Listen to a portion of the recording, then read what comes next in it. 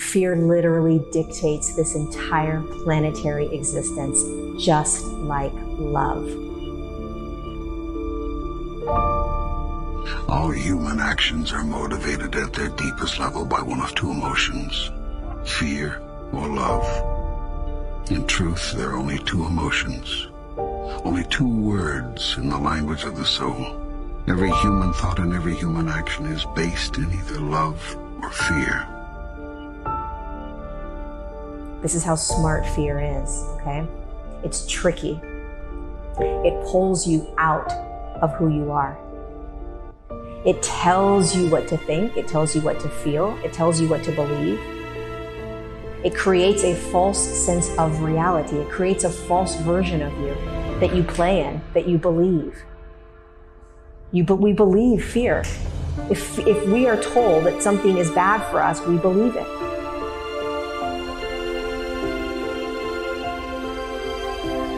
We believe when people give us information that is based in fear.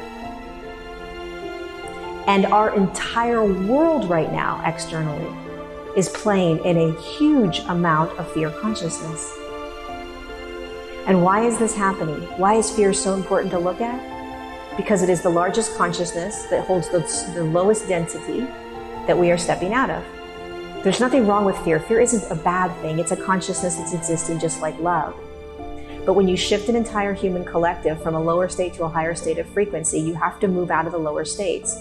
And the most prominent, potent, powerful, and sort of all-consuming consciousness that we don't even realize we are in is fear. This is how tricky fear is. You don't even realize that you have been programmed by fear. Many of us don't even realize that our behaviors, our beliefs, and our emotions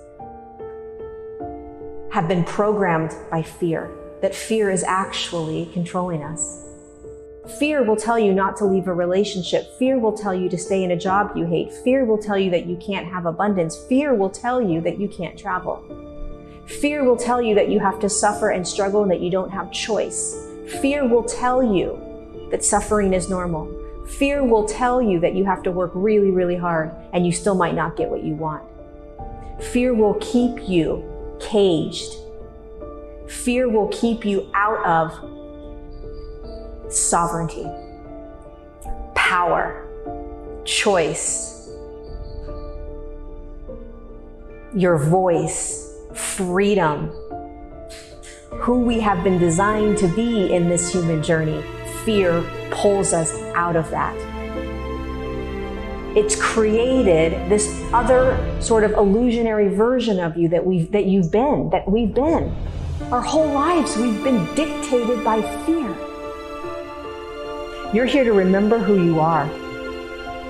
And when you start remembering who you are, fear would never be able to tell you otherwise. You have denied for so long who you are that you've forgotten who you are. Yet if you knew who you are, you would never fear. But you do not know who you are. And you think you are a great deal less. Where did you get the idea of how much less than magnificent you are? Your fear is always about what's going to happen next. That means your fear is always about that which does not exist. If your fear is about the non-existent, your fear is 100% imaginary. If you're suffering the non-existential, we call that insanity. So, people may be in just socially accepted levels of insanity, but if you're afraid or if you're suffering anything which does not exist, it amounts to insanity, isn't it? People are always suffering, either what happened yesterday or what may happen tomorrow. So your suffering is always about that which does not exist, simply because you're not rooted in reality. You're lost in your imagination, that's the basis of your fear. If you were rooted in reality, there would be no fear. Fear is not true. Fear is merely a consciousness. You get to choose whether you make it true or not. You choose whether you make fear true or not. Fear isn't bad. It's a consciousness that's in a frequency that has the ability to control an entire human collective.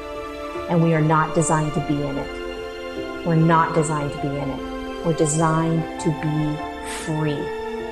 Always. And in all ways. I love you. Dissect the heck out of fear. Nothing wrong with you. Have compassion and empathy for yourself and others. Thank you for being here. I love you. Do you want your life to take off? Begin at once to imagine it the way you want it to be, and move into that. Check every thought, word, and action that does not fall into harmony with that. Move away from those. When you have a thought that is not in alignment with your higher vision, change to a new thought. I tell you this, all you see in your world is the outcome of your idea about it.